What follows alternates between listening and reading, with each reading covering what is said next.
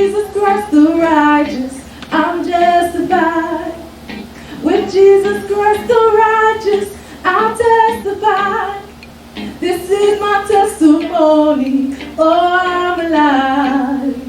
Oh, I'm alive. Oh, I'm alive. So that has been getting me through, even when I don't feel like testifying for it. Because I'm like, now God, this ain't what I signed up for. But okay.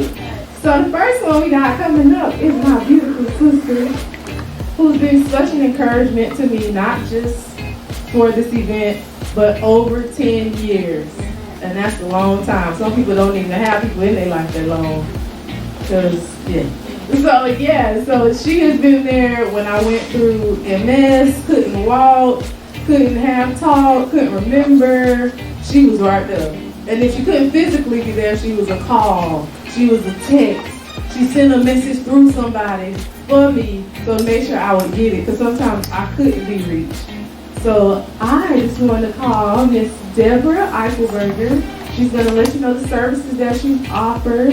She's a life coach, and she got her PhD. So we got somebody up here who know what they talk about, who just ain't pulling it out their foot. You know what I'm saying? So we just want to clap it up for Miss Deborah. Good afternoon, everybody. Good afternoon. Again, my name is Dr. Deborah Eichelberger. I am a clinical Christian psychologist in the field of Christian counseling. And it is an honor and a privilege to be before you all today, in spite of the pandemic and in spite of everything else that has been happening. It's still a blessing to be here. And so it's an honor and a privilege to come before you all this afternoon. So before anything else, when I heard about this event and was asked about this event and I saw the name of the event, I'm a person that always likes to work up from definitions. So I looked up what the word unity means and I looked up what the word community means. The word unity comes from unite, which is come or bring together for a common purpose or action. And community is more than just a group of people living in the same place, but it is a feeling of fellowship with others as a result of sharing common attitudes, interests, and goals. When we think back beyond the pandemic, for me in this period, it was more than just what was happening from a health perspective, but it was seeing finally on a larger screen what's happening to us as a community of people. As a mother of 3 boys, I worry every day about their safety in this country. I understand that when someone looks at my son, who is now 9, he's cute right now. I'm wondering when is the day that he would turn from cute to a threat, simply by the color of his skin. And because I am not originally from this country, I always have an issue to fight. And what I find sometimes is when you have been beaten and broken down so long, you lose that will to fight. 2020 showed me that we as a people still have the fight in us to work towards change. That we don't have to settle for what it is that over 400 years has told our ancestors about who we are. Though they have treated us as animals, we have still survived. Though they told us we were not smart enough, we have thrived. Though they told us that we need to go back to where we came from, we stayed where we were brought to and made it our own. We have a right to be here. Unity in community is more than just us coming together to talk, but it's about moving towards a change in what it is that we need as a people. But the first thing that we have to do is we have to heal ourselves. In going through personal experiences, that was the one thing that I found. Before I could move forward, I had to heal myself. Before I could help someone else, I had to help myself. Just like if you're in an airplane, for any of you that have been in an airplane, they always tell you, put on your air mask first before you assist someone else. Never understood that for all of those years until I went through my traumatic experience. And that's what it taught me. I had to first be okay before I could make someone else okay. Healing also helps to bring about our purpose. In the trauma that we've gone through, as we're going through healing, we get to understand what our purpose is here on this earth. Our purpose is not simply just to be. Each and every single one of us was born on purpose for a purpose. And we have to strive every day to find what that purpose is so that we can be a benefit to the community. There's no point in us being a part of the community if we're not bringing our best to it. Too many times, we have been our biggest drawback. We have been our biggest enemy because we have allowed others to dictate to us who we are, what our worth is. And it's time for us to recognize that no matter what anyone else says about me, I know who I am. From the drug addict on the street to the person who is the richest black person in America, we are still all united by one common goal, which is to make ourselves as a people, as a race, to be equal, to be safe, and to not have to be told what we can do simply because by what we look like. We are such a wonderful group of people who have given so much to this United States of America, to any country that we've been a part of. We can look from the Caribbean islands to South America to Europe and think of some of the greatest achievements that they've made. And I promise you, if you look behind it, there's someone of African descent in that. The greatest resources of this entire world come from our continent of Africa. We are the representation. We are the foundation. We are the standard. And that's what we have to do as a people. Reach out and take your stand as the foundation of this entire world. You are not just something to be thrown away to the side. You are African. You are magnificent. You are beautiful and wonderfully made. That is what we have to remember, because we don't have a lot of people on our side. We have to be on our own side. And when we get to our purpose, we get to be stronger. And when we are stronger, we can be unified. Silly bitterness drives us apart. We can't let little inklings and disagreements be the reason why we cannot come together. Because when we're away from each other, no matter what or who we are still always going to face up to the same issues of discrimination, racism, and prejudice. That is what we share as a people. So, yeah, we may not agree with each other, but let us agree to say that we're going to stand together as a community, as a united people, and say we're not going to allow the status quo to determine how far we can go. We won't let the status quo determine what our worth is. We won't let the status quo tell us how far we can go. We won't let the status quo continue to destroy our babies, our boys, and our girls. Because no matter what anyone else says about them, they have great potential.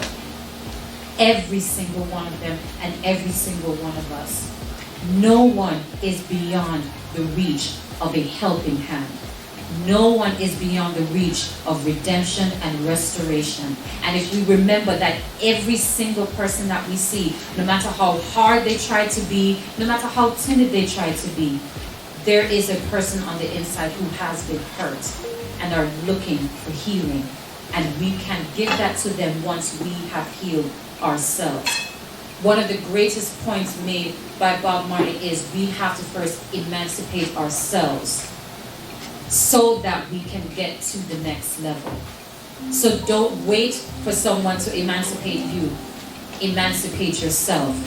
And know that you are truly worth it. You are truly destined for greatness. You are truly impassionately created to be the greatness that is within you. There is greatness in you. No matter what anyone says, there is purpose in you. No matter what anyone says, no matter what you look like, no matter where you come from, there is greatness inside you. So let us come together in healing, whatever it takes for you to heal. That is what's most important, so that you can then go out and give of yourself. And give of yourself to the uplifting of our people, of our community, and we can be unified as one in Jesus' name. Have you ever been driving through a neighborhood and saw for sale signs placed in random yards? I bet you have, but have you taken the next step and attempted to call the realtor that is on that for sale sign? My name is Lisa Brannon, and I am a licensed real estate broker with eXp Realty, and I can assist you with all of your real estate needs. Buyers and sellers, we helping upgrade. She is a realtor, do not be afraid. Negotiations, cause we get it done. 904-673-9551. No need to run yourself ragged or rough. Do not negotiate, leave it to us. Give us a call, Lisa won't be outdone. 904-673-9551. Lisa Brannon, licensed real estate broker with eXp Realty. Making the sound for the males, you know. So he's going to introduce himself and let us know what services he offers, and just tell us a little bit about unity in the community and other ways that we can heal. Okay? Can everybody stand up? Just right quick. This is what I would like for us to do. I would like for us to say this to ourselves. So just repeat after me. I love myself. I love myself. I'm worthy to be loved. So I love myself. Thank y'all. My name is Anthony Smith, and I got a hold of it. I stand right here. I'm more comfortable holding it. I currently work for a nonprofit organization called Cure Violence. And it's an organization that deals with high-risk individuals on the east side. There's 2 sites in Jacksonville. There's one on the north side and there's one out east. The program is a global program. It's an international program all over the world. It started in Chicago, Illinois by some ex-felons and a clinical doctor who came up with the idea that violence is a disease and it needs to be healed. Instead of looking at violence as those are sick people who are just mean, nasty, and all the things they say about us. That's not the real deal. He was looking at a chart of an epidemic on a chart. And when he looked at it, when he looked at the spots on the map in Chicago where crime was happening, because they were keeping data, he said it looked like the same thing he was looking at when he was looking at an epidemic. So it came to him that violence is a disease. And if we look at it in a format of these people who have this disease need healing, instead of these people are mean, ugly, nasty, and the things that they say about us. Ironically, I grew up in Chicago, Illinois. So I was one of the ones at the age of 17, a friend and I joined the military, delayed entry, and I was leaving in September. My birthday was in August. They was giving me a going away party plus a birthday party. A friend of mine and I were coming from the party, and I was a former gangbanger. And a guy from across the way that we knew was in our area. We beat this guy silly. I joined the military. My dad called me in January. I was in training school. I was in infantry school. And he said, "What are you doing?" I said, "What do you mean what I'm doing, Dad?" He said, "Sit down. I got something to tell you." When I grew up, I had 2 friends. One whose name was Marcel Darwin, and then there was Nubian Naylor. I was the oldest, and those were my 2 buddies. They called us the 3 amigos because if you saw one of us, you saw all of us. And the reason I'm telling this story is because it's very important, because that's why I'm here doing what I do with the Cure of Violence today. Didn't even know it back then, because I was part of the problem back then. So we beat this guy up. My dad calls me. He says, they just killed Marcel. Remember, I had another friend. His name was Nubian Naylor. In November, Nubian went downtown, robbed an old lady, and got killed. He got shot in the stomach, and running from the police after they shot him, He died in a trash can.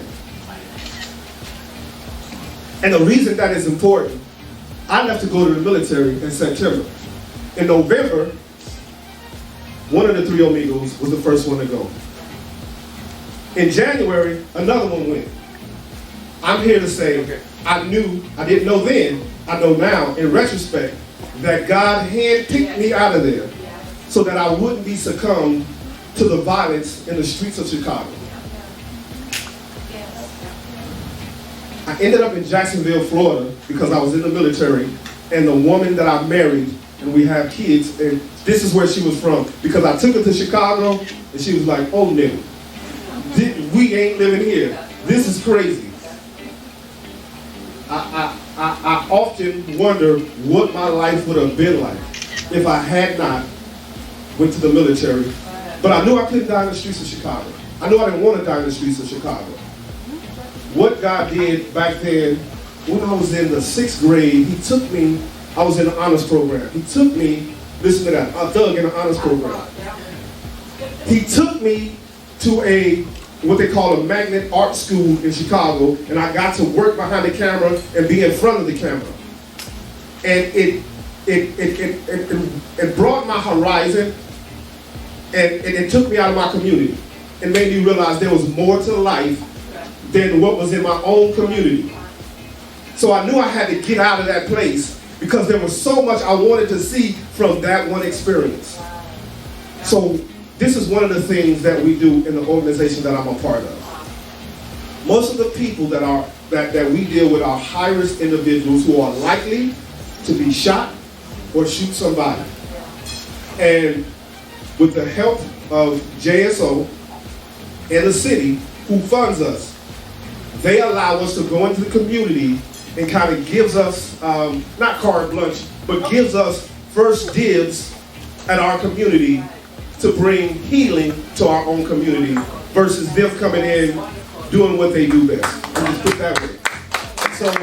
So to be a part of the program, oh man,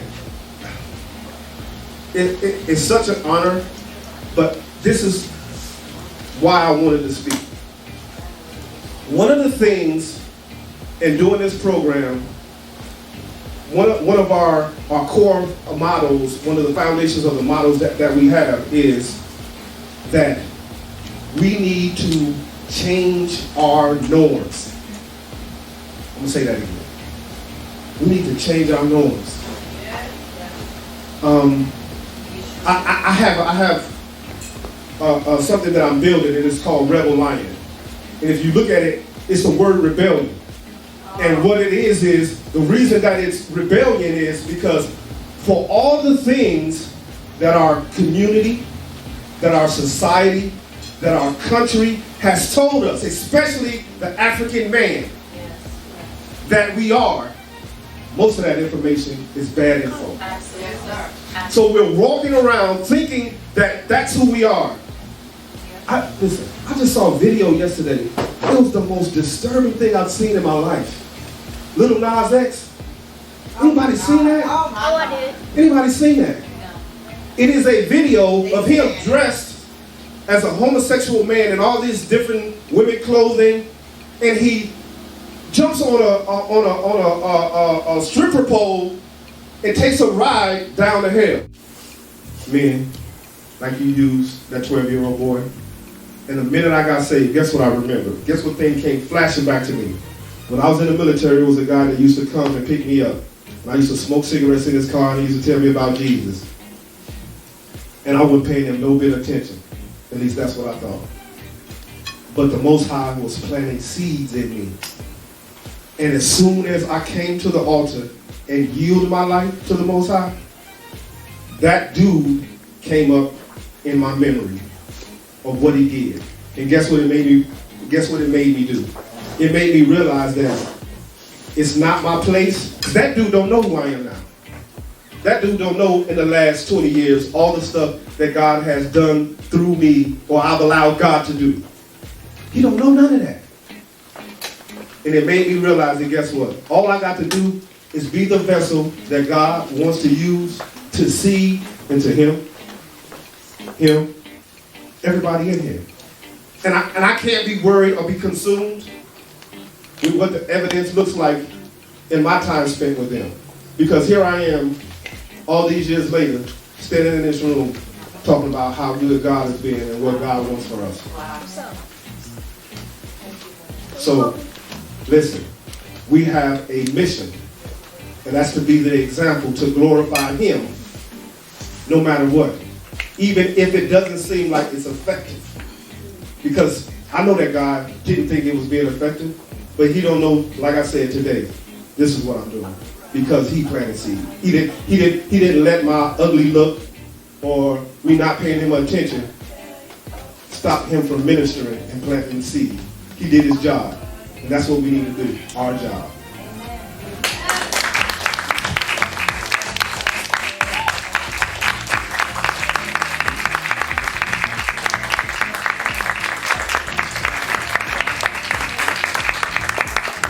I don't even know how I would come up here behind that. Like, what? Is it over? Okay, you did it. We should let you go last. You can't be showing us up like that. Man, let me call Chocolate P up here so she can get the mic re-ready for us other people. He done preached the whole sermon and everything. Good word, too, at that. Here you go. This is Chocolate P. She's a beautiful poet. And you know it, because she up here and finna show it. Hey!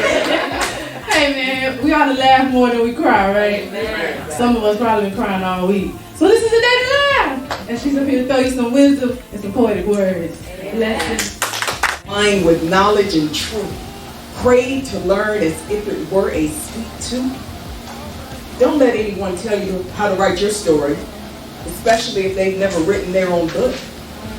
Those dreams you gave up on, dust them off and take a second look. My current reflection now shows me queens do exist. God reminded me that my name has always been on this list. Now, when you look in the mirror, tell me what you see.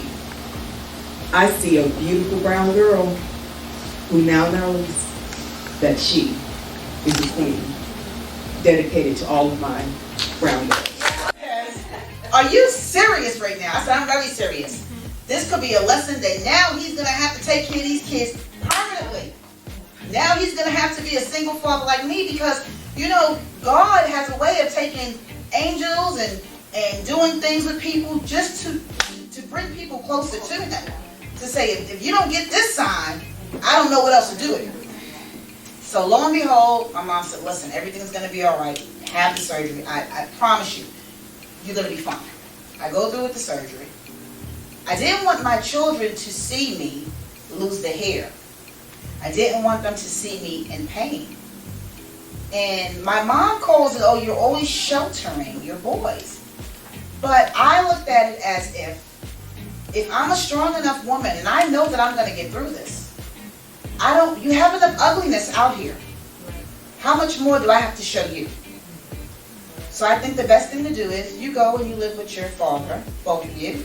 And at that time, I think my youngest was 16, my oldest was 18. Just came back from college. No, 19 just came from college. And I said, that's going to be best, at least 4 years while I heal. And I lost the hair. I went through the chemo once a week. I had the best attitude. Chemo to me was like a spa. I walked in. I said, I'm paying my health insurance. I had the whole radio station behind me. Do what you need to do. Yeah, I want an extra soda or chips or juice, or if this is my time, do you make me feel good? I had to embrace it. And I had a client come visit me during one of my chemo treatments, and she said to me, tearfully, her mom had just passed from breast cancer. And she says, you're such a good person. Why you? And I looked at her and I said, why not? Why would you say that? I said, what makes me any different from any other person? I said, this is just God's way of saying, I'm going to show you again what I'm going to do. I'm going to take someone you care about, take someone that is actively in the community, feeding the city, giving to the homeless. I've gone with my car with food at night and just giving out. And I'm going to show you that even with the good that she's doing, there's still more that I have to put her through. So you can also.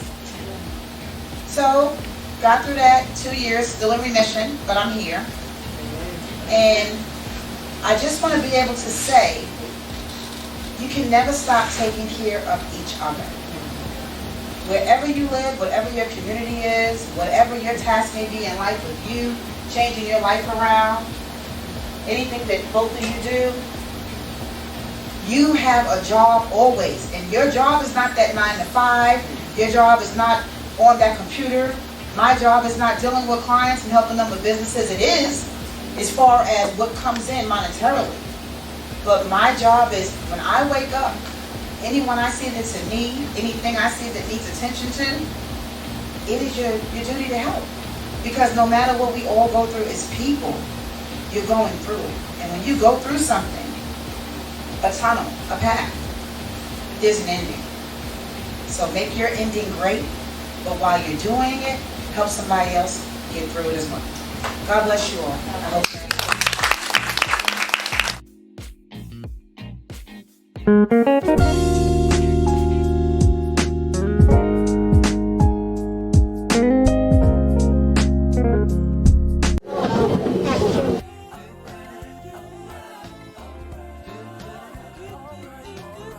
Still don't have an optimized website for your business, product, or music?